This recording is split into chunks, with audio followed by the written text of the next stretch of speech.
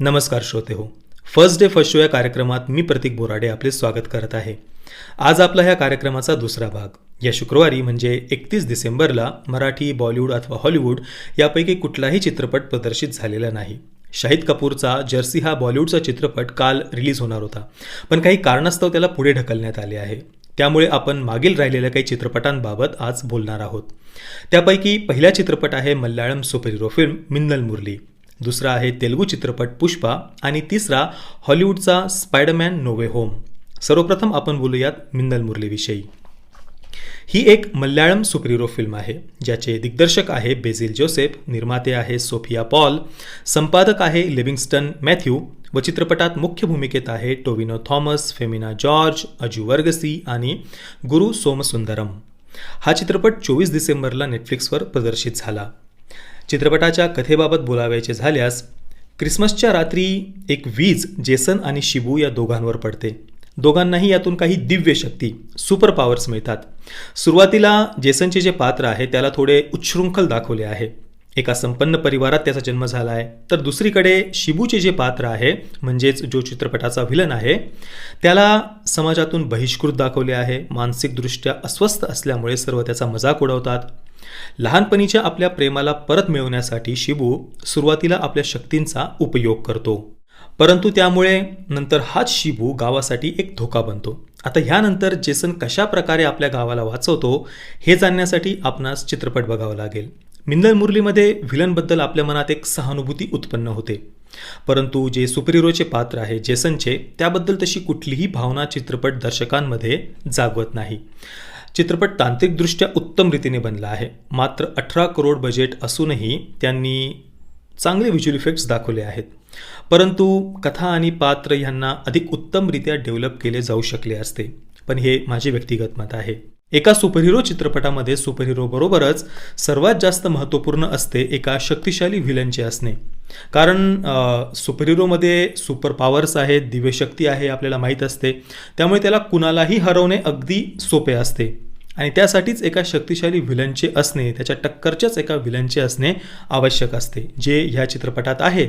शिबूकडेही तशाच पॉवर्स आहेत, परंतु सुपरहिरोविषयी जी आपल्याला एक आत्मीयता वाटली पाहिजे की तो आपल्याला वाचवेल, ती आत्मीयता आपल्याला जेसनविषयी चित्रपटात नाही वाटत. बाकी जसे की मी तुम्हाला सांगितले, तांत्रिकदृष्ट्या चित्रपट आपल्याला निराश करत नाही. परफॉर्मन्सेसही सर्वांचे चांगले होते, सिनेमॅटोग्राफी उत्तम होती, पण हा चित्रपट अधिक मनोरंजक बनू शकला असता. मिन्नल मुरली हा चित्रपट याच्या मूळ मल्याळम भाषेसोबतच हिंदी, तमिळ, तेलुगू, कन्नडा, इंग्लिश या अन्य 4 भाषांमध्येही उपलब्ध आहे. मी याला हिंदीमध्ये बघितले आणि हिंदी डबिंग उत्तम होती. आता सुपरहिरो चित्रपटांविषयी बोलावायचे झाल्यास, भारतात या जॉनरामध्ये या विषयावर जास्त सिनेमे बनलेले नाहीत. बॉलिवूडमध्ये काही चित्रपट बनलेले आहेत, पण तेही खूपच मोजके, ज्यात ऋतिक रोशनचा क्रिश सर्वात आधी प्रमुखतः आपल्या डोळ्यांपुढे येतो. परंतु जर आपण हॉलिवूडमध्ये बघितलं तर तिथे तर सुपरहिरो चित्रपटांची संपूर्ण एक शृंखला आपणास बघाव्यास मिळते. तेही खूप मोठ्या मोठ्या प्रोडक्शन हाऊसद्वारे बनवले गेलेले आहेत. परंतु आता मिन्नल मुरली या चित्रपटाला बघून आपण म्हणू शकतो की भारतीय चित्रपट निर्मातेही या विषयाला गंभीरतेने घेत आहे. आता आपण बोलूयात पालकांच्या मार्गदर्शनाविषयी, म्हणजेच पॅरेंटल गायडन्सविषयी. मिन्नल मुरलीला नेटफ्लिक्सवर 13+ रेटिंग आहे. चित्रपटात कुठलेही सेक्स सीन, अत्यधिक हिंसा, रक्तपात, न्यूडिटी, शिवीगाळ नाही आहे. आता ह्यानंतर आपण बोलूयात पुष्पाविषयी. पुष्पा ही एक तेलुगू क्राईम थ्रिलर फिल्म आहे, जिचे लेखक आणि दिग्दर्शक आहे एस सुकुमार, ज्यांनी ह्यापूर्वीही अनेक सफल तेलुगू चित्रपटांचे दिग्दर्शन केले आहे. पुष्पाचा प्रथम भाग म्हणजेच पुष्पा द राईज 17 डिसेंबरला थिएटरमध्ये प्रदर्शित झाला. याचा दुसरा भाग पुष्पा द रूल 2022मध्ये प्रदर्शित होणार आहे. प्रथम भाग एकूण संपूर्ण 3 तासांचा आहे, ज्यात मुख्य भूमिकेत आहे अल्लू अर्जुन, रश्मिका मंदन्ना आणि फहाद फाजिल. फहाद फाजिल तसं या चित्रपटात त्यांची एक ते पाहुण्या कलाकाराच्या भूमिकेत आहे असे आपण म्हणू शकतो. जो दुसरा भाग याचा येणार आहे त्यामध्ये त्यांची मुख्य भूमिका असेल फहाद फाजिल यांची. अल्लू अर्जुनच्या पात्राचेच नाव आहे पुष्पराज. पुष्पाची एका सामान्य मजदुरापासून ते रक्तचंदन तस्करीच्या संपूर्ण आपराधिक साम्राज्यावर वर्चस्व स्थापन करण्याची त्याची संपूर्ण यात्रा या चित्रपटात दाखवली आहे. म्हणजेच अल्लू अर्जुनचे पात्र पुष्पा हा ह्यात एक अपराधी आहे. व पोलिसांपासून लपून छपून तो कशा प्रकारे रक्तचंदनाची तस्करी करतो व सर्व अपराध्यांचा विश्वास तो कशा प्रकारे जिंकतो हे यात दाखवले आहे. चित्रपटात पोलिसांच्या पात्रांना नकारात्मक छटा दिलेली आहे व पुष्पाचे थोडे महिमामंडनही वाटते, जे व्यक्तिगतरित्या मला तेवढे आवडले नाही. परंतु हा संपूर्ण चित्रपट अल्लू अर्जुनचे व्यक्तिमत्व, त्यांची शैली, डान्स, त्यांची एंट्री, ॲक्शन, फाईट कोरिओग्राफी ह्यावर अवलंबून आहे व त्यामुळेच पुष्पाला भरमसाठ यशही मिळाले आहे. विशेषतः पुष्पाच्या हिंदी व्हर्जनने सर्वाधिक पैसे कमवले आहेत व आतापर्यंत 200 करोडचा आकडा ही चित्रपटाने बॉक्स ऑफिसवर पार केला आहे मात्र 14 दिवसांमध्ये. मी पुष्पा हा चित्रपट हिंदीमध्ये बघितला.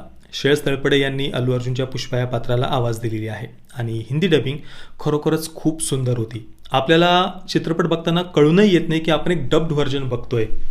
मी फर्स्ट डे फर्स्ट शो बघण्यासाठी गेलो होतो आणि मला वाटले नव्हते की एवढी गर्दी असेल थिएटरमध्ये. अल्लू अर्जुनचे जे चाहते आहेत, फॅन्स आहेत, त्यांनी जवळपास पूर्ण थिएटर भरलेले होते आणि पूर्ण चित्रपट चालू असताना थिएटरमध्ये टाळ्या आणि शिट्ट्या वाजत होत्या.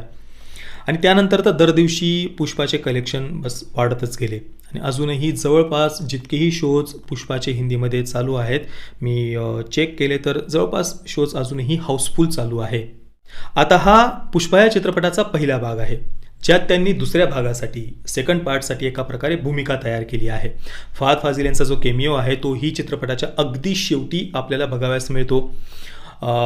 म्हणजे आता अल्लू अर्जुन आणि फहाद फाजिल यांच्यामधील जी टक्कर आहे ती आपल्याला सेकंड पार्टमध्ये बघावयास मिळेल. एकंदरीत पुष्पा हा चित्रपट ज्यांना मारधाड किंवा सुंदर रीतीने शूट केलेले ॲक्शन सिक्वेन्सेस, फाईट सिक्वेन्सेस बघावयास आवडतात त्यांच्यासाठी आहे. पालकांच्या मार्गदर्शनाविषयी बोलावेचे झाल्यास चित्रपटाला सेन्सर बोर्डाकडून US सर्टिफिकेट मिळाले आहे. परंतु चित्रपटात हिंसा, धारदार हत्यारांनी केलेले वार व काही ठिकाणी अश्लील दृश्यही आहेत. त्यामुळे लहान मुलांसाठी माझ्या मते चित्रपट योग्य नाही. आता ह्यानंतर आपण तिसऱ्या म्हणजे शेवटच्या चित्रपटाविषयी बोलूयात, जो आहे हॉलिवूडचा स्पायडरमॅन नो वे होम. 2021 सर्वाधिक लोकप्रिय व सफल चित्रपट कुठला आहे हे सांगावयाचे झाल्यास निसंदेह स्पायडरमॅन नो वे होमचेच नाव पुढे येईल.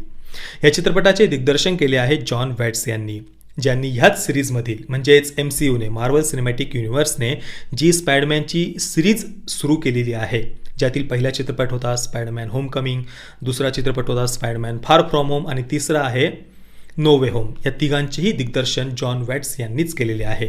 यातील तिसरा चित्रपट ज्याची आता आपण रिव्ह्यू करत आहोत, समीक्षा करत आहोत, स्पायडरमॅन नो वे होम, तो 16 डिसेंबरला भारतात प्रदर्शित झाला. ह्यात टॉम हॉलंड, बेनेडिक्ट कम्बरबॅच, झेंडाया व अन्य मुख्य भूमिकेत आहेत. अन्य सर्व सुपर हिरोपैकी युवा वर्गामध्ये स्पायडरमॅनचे एक वेगळे स्थान आहे व त्यातही 80 किंवा 90च्या दशकात ज्यांचा जन्म झाला आहे त्यांच्यासाठी सॅम रॅमेची स्पायडरमॅन ट्रायोलॉजी व त्यातील टोबे मॅग्वायर यांनी साकार केलेले स्पायडरमॅनचे म्हणजेच पीटर पार्करचे पात्र यांचे एक विशेष स्थान आहे. With great power comes great responsibility. मोठ्या शक्तीबरोबर मोठे कर्तव्य, मोठी जबाबदारीही येते. हा त्यातील संवाद स्पायडरमॅनचा कुठलाही चेहरा कधीही विसरू शकत नाही. त्यानंतर सोनीने 2012 परत एकदा अँड्र्यू गारफिल्ड ह्या ॲक्टरला घेऊन स्पायडरमॅन फिल्म सिरीजला रिबूट केले द अमेझिंग स्पायडरमॅन ह्या नावाने व आता मार्वलच्या सिनेमॅटिक युनिव्हर्समध्ये अजून एका स्पायडरमॅन सिरीजची सुरुवात झालेली आहे, ज्याबद्दल मी आपल्याला पहिलेच सांगितले, होमकमिंग, फार फ्रॉम होम आणि नो वे होम, ज्यात टॉम हॉलंड पीटर पार्कर म्हणजे स्पायडरमॅनच्या भूमिकेत आहे. जेव्हापासून नो वे होमचे ट्रेलर रिलीज झाले आहे तेव्हापासून सर्व चहेते, सर्व फॅन्स एकच प्रश्न विचारत आहेत की हे तिन्ही स्पायडरमॅन म्हणजेच टोबे मॅग्वायर, अँड्र्यू गारफिल्ड आणि टॉम हॉलंड हे तिन्ही स्पायडरमॅन ह्यात आहेत किंवा नाहीत. आता बघा, चित्रपट रिलीज होऊन 15 दिवस होऊन गेलेले आहेत, त्यामुळे जवळपास सर्वांनाच हे माहीत झालेले आहेत की हे तिन्ही ह्यात आहेत किंवा नाहीत. त्यामुळे मी थोडेसे स्पॉयलर इथे देतो. बघा, मी या चित्रपटाचा फर्स्ट डे फर्स्ट शो बघण्यासाठी गेलो होतो. पूर्ण चित्रपट हाऊसफुल होता, फॅन्सनी, चाहत्यांनी भरलेला होता. आणि चित्रपटाच्या दुसऱ्या भागात जेव्हा टोबे मॅग्वायर आणि अँड्र्यू गारफिल्ड यांची एंट्री होते तेव्हा संपूर्ण चित्रपटगृहात टाळ्या आणि शिट्ट्या वाजत होत्या व तो एक अप्रतिम अनुभव होता. आणि बघा, फक्त स्पायडरमॅनच्या एंट्रीवरच नाहीत तर जे व्हिलन आहेत सॅम रॅमीच्या ट्रॅव्हलॉजीमधील डॉक्टर ऑक्टोपस आणि ग्रीन गॉब्लिन यांच्या एंट्रीवरही थिएटरमध्ये तशाच प्रकारचा जल्लोष बघावयास मिळाला होता. एका प्रकारे सर्व जुन्या आठवणींना हा सिनेमा जागृत करतो असे आपण म्हणू शकतो. परंतु हा चित्रपट फक्त चाहत्यांसाठीच आहे अन्य कोणी जर हा चित्रपट बघाव्यास गेले तर त्याला थोडीशी निराशा होऊ शकते. एकंदरीत आपण असे म्हणू शकतो की मार्वल आणि सोनी हे दोघेही उत्तम रीतीने जाणतात की त्यांच्या दर्शकांना, त्यांच्या चाहत्यांना काय हवे आहे. स्पायडरमॅनच्या चाहत्यांना, दर्शकांना जेही हवे आहे ते सर्व या चित्रपटात त्यांनी दिलेले आहे. डॉक्टर स्ट्रेंज हेही या चित्रपटाचे एक मुख्य आकर्षण आहे. त्यांच्या आगामी चित्रपटाचे ट्रेलरही या स्पायडरमॅन नो वे होमच्या एंडिंगमध्ये, एंड क्रेडिट सीन्समध्ये त्यांनी दाखवले आहे. आता आपण बोलूया पालकांच्या मार्गदर्शनाबाबत, म्हणजेच पॅरेंटल गायडन्सबाबत.